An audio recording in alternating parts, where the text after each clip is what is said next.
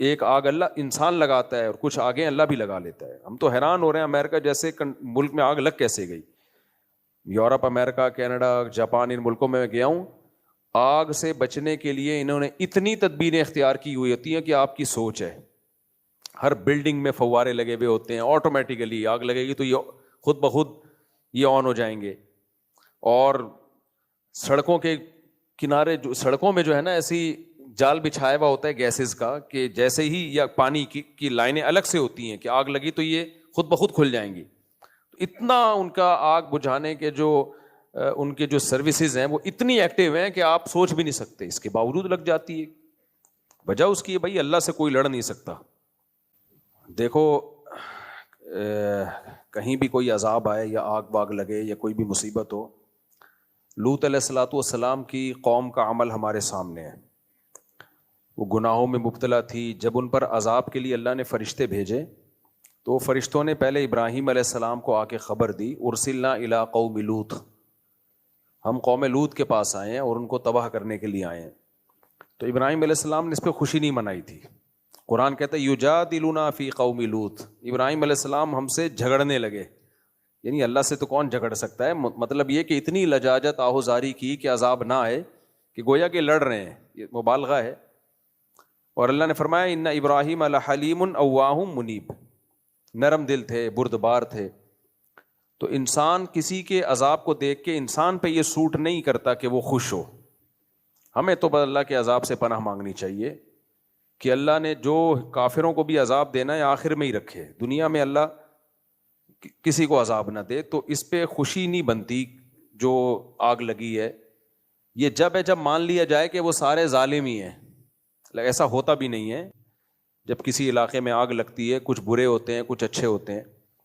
البتہ اتنی بات ضرور ہے کہ یہ عبرت کی بات ضرور ہے. اللہ سے کوئی لڑ نہیں سکتا. حادثات بہرحال ہوتے ہیں تو ہمیں ڈرنا چاہیے کہ جو اللہ ہے نا عرش پر وہ غافل نہیں ہے.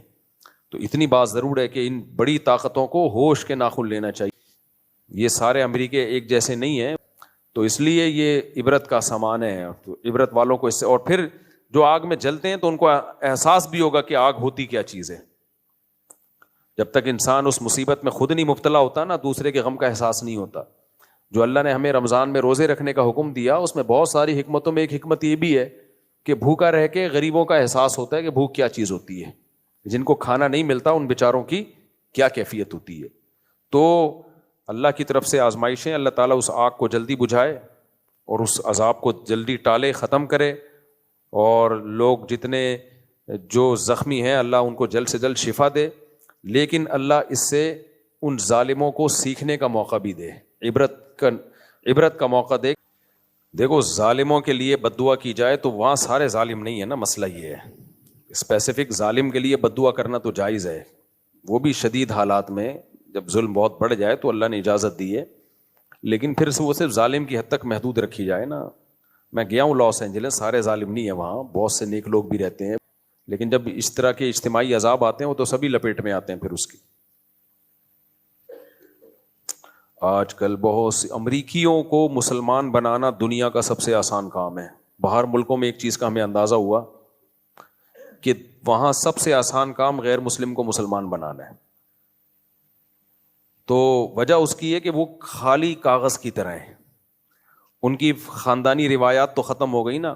انڈیا میں کسی جب ہندو مسلمان بنتا ہے نا تو اس کی پرمپرا اور پیچھے پورا خاندان اور وہ دھمکیاں اور قتل. گوروں کے یہاں تو یہ سیٹ اپ ہی نہیں ہے چچا ماموں والا. صحیح ہے نا. اس کی انڈیویجول لائف ہے، وہ لائف کو انجوائے کر رہا ہے. اس کو تمیز سے بات سمجھاؤ وہ سمجھ جائے گا، وہ مان جائے گا وہ.